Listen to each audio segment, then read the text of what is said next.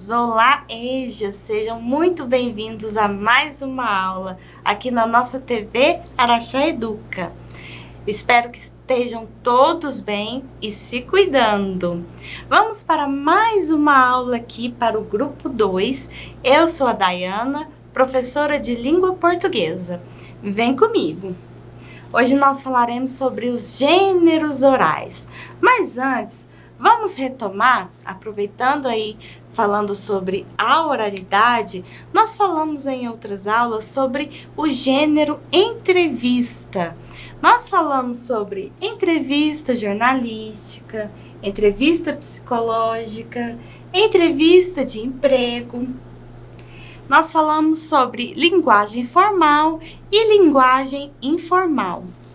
Durante a entrevista, quando acontece uma entrevista, geralmente acontece na oralidade, certo? E para que ela seja transcrita para o jornal, assim ela é escrita. Ela pode acontecer nos jornais, né? Tanto na TV quanto em jornais impressos, programas de livres expressões, pode acontecer entrevistas psicológicas, logo após as entrevistas de emprego, né? E dependendo do contexto, a gente aí se adequa à linguagem, ou podemos utilizar uma linguagem mais formal em determinados, por exemplo, na entrevista de emprego, ou a linguagem mais informal, que acontece quando um artista, por exemplo, é entrevistado. E falando em oralidade, vamos ver aí os gêneros orais. E eu trouxe aqui as características, né, desses textos orais. Só lembrando que as narrativas orais, os contos de histórias orais, é tão antigo, podemos dizer, quanto a civilização. Vamos ver um pouquinho sobre isso? Algumas características aqui da linguagem oral. Há uma maior aproximação entre o emissor e o receptor, ou seja, quem emite a mensagem e quem recebe. Estabelece um contato direto com o destinatário e é mais espontânea e informal, usufruindo de maior liberdade. Há uma maior tolerância relativamente ao cumprimento da norma culta, ou seja, há mais liberdade para se expressar na oralidade, ou seja, na fala. Vamos ver aqui, temos mais algumas características dos gêneros orais. É passageira e encontra-se em permanente renovação, ou seja, uma história que eu conto aqui, ela vai ser passageira, mas depois eu posso contar novamente com diferentes aspectos. Ela não requer escolarização, sendo um processo aprendido socialmente. Nós vamos falar sobre esse processo aprendido socialmente, tanto é que avós, tios, pais contam histórias para as crianças sem precisar ser escolarizado para isso. Não é verdade? Usa recursos extralinguísticos como entonação, gestos, posturas, expressões faciais que facilitam a compreensão da mensagem. Isso acontece bastante em contação de histórias infantis, que expressamos mais, fazemos vários gestos, né? E também apresenta um vocabulário reduzido e construções frásicas mais simples, ou seja, não tem tanto um vocabulário tão rebuscado na oralidade, não é verdade? Os gêneros orais que nós temos aí, que convivemos diariamente, os gêneros, né, tem a ver com a função daquele texto. Já as tipologias têm a ver com a estrutura, ou seja, nós podemos ter gêneros orais com a tipologia expositivas, com as tipologias narrativas, tipologias argumentativas e também tipologias instrucional e descritivas. Começando então pela exposição oral. Antes, só para ilustrar, eu vou falar sobre eu. Eu sou a Dayana Rosa Barbosa, eu nasci em Araguari, estudei letras nas faculdades associadas de Uberaba, a FASU. Há 8 anos atrás me formei e hoje eu trabalho com o ensino fundamental anos finais e também com a EJA através da TV Araxá Educa. Viu só? Vamos ver agora sobre os gêneros orais? Aliás, o gênero oral expositivo. Vamos ver. É uma maneira de relatar oralmente em situações de comunicação. É uma maneira também de interagir. Um gênero textual público, relativamente formal e específico, no qual um expositor se dirige às pessoas, seu público, por exemplo, de maneira estruturada para lhe transmitir informações, descrever-lhe ou lhe explicar alguma coisa.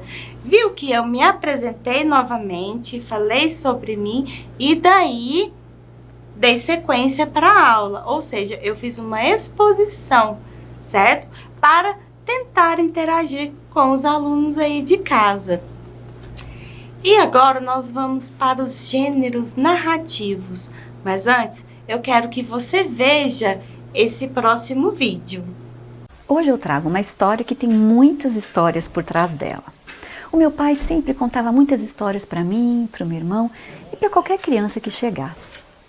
Mas ele tinha 3 histórias que ele sempre contava para a gente e que eu tive a sorte de ouvir um pouco antes dele morrer mais uma vez. Uma dessas histórias eu vou trazer hoje aqui para vocês. E meu pai contava e a gente nunca enjoava, nunca ficava entediado, a gente sempre queria mais. Esse conto está na minha cabeça desde que a gente começou com essa mudança de rotina por causa do coronavírus. E eu digo que não é um conto só para esse momento, é um conto para a vida inteira, para várias gerações. Por muito tempo eu acreditei que essa fosse uma história de família, que minha avó contou para o meu pai, que contou para mim, que teve a chance de contar para minha filha. Mas faz pouco tempo que eu descobri que esse conto ele faz parte da primeira coletânea dos Irmãos Grimm, com 86 contos, contos de fadas e contos do dia a dia. Então é um conto super importante, né, fazendo parte desse rol das narrativas dos Irmãos Grimm. Aí eu já aviso que eu não vou contar essa história tão bem quanto meu pai contava.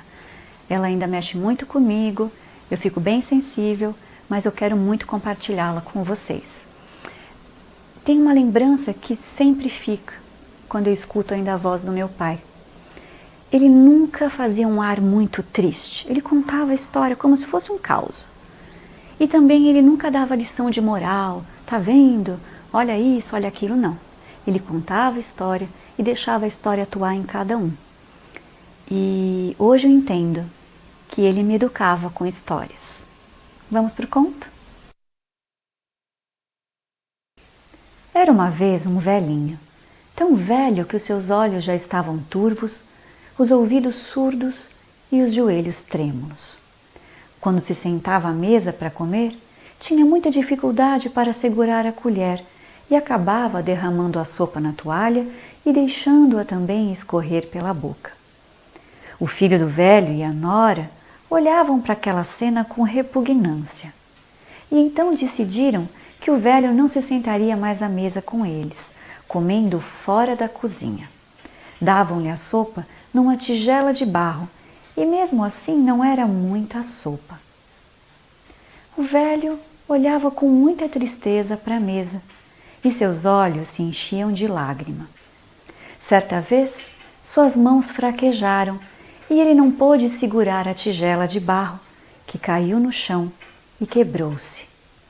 A nora o repreendeu duramente, mas o velho não falou nada. Então ela comprou uma tigela de madeira, bem simples e bem barata, na qual lhe serviam a sopa. Um dia, quando estavam sentados e o netinho de 4 anos de idade estava brincando no chão, juntando tabuinhas de madeira, o pai perguntou ao menino: "O que você está fazendo, meu filho?" E o garoto respondeu: "Estou fazendo uma tigelinha para o papai e a mamãe comerem quando eu for grande." Então os pais se entreolharam em silêncio e romperam num pranto. Levantaram-se e foram buscar o velho para se sentar à mesa com eles. E daquele momento em diante, o avô se sentou sempre à mesa com a família. E quando ele derramava um pouquinho de comida, ninguém dizia uma só palavra. Esse conto tem muitas qualidades e muitas mensagens, mas hoje eu não vou explorá-las. Eu vou fazer como meu pai fazia, contava e deixava. Eu vou deixar essa história percorrer o seu mundo interior, assim como o sangue percorre o nosso corpo, com a sabedoria da vida. E aí, gostaram da historinha? Então, nós temos aí um gênero oral da tipologia narrativa, a narrativa oral.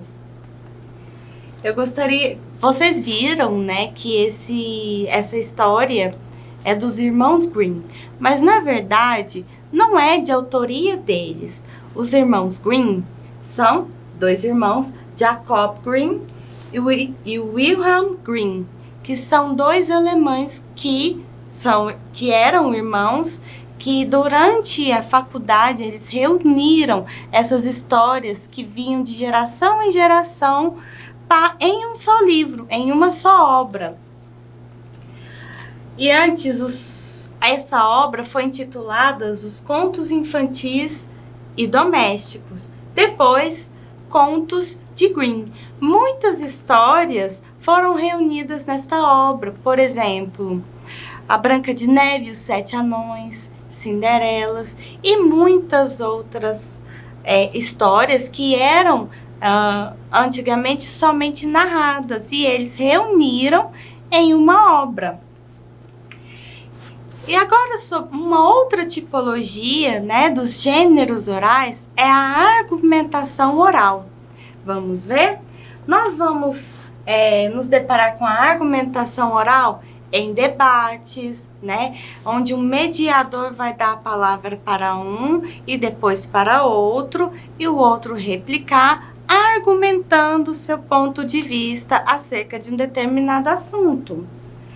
E nós também podemos ver a argumentação em discursos políticos e também em resenhas críticas. E instruções e descrições orais. Instruções, como o próprio nome diz, nós já sabemos, né, que é para nos instruir.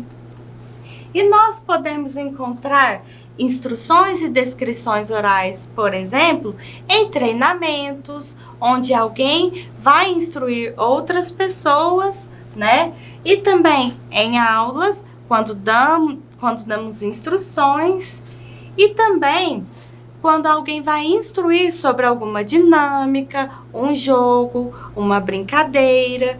Aí sim nós temos as instruções e descrições orais, onde também descreve-se, né, como será feito aquela dinâmica. Então, a linguagem oral, ela é utilizada, né, em conversas, em diálogos, em apresentações, em telefonemas, em aulas, em entrevistas.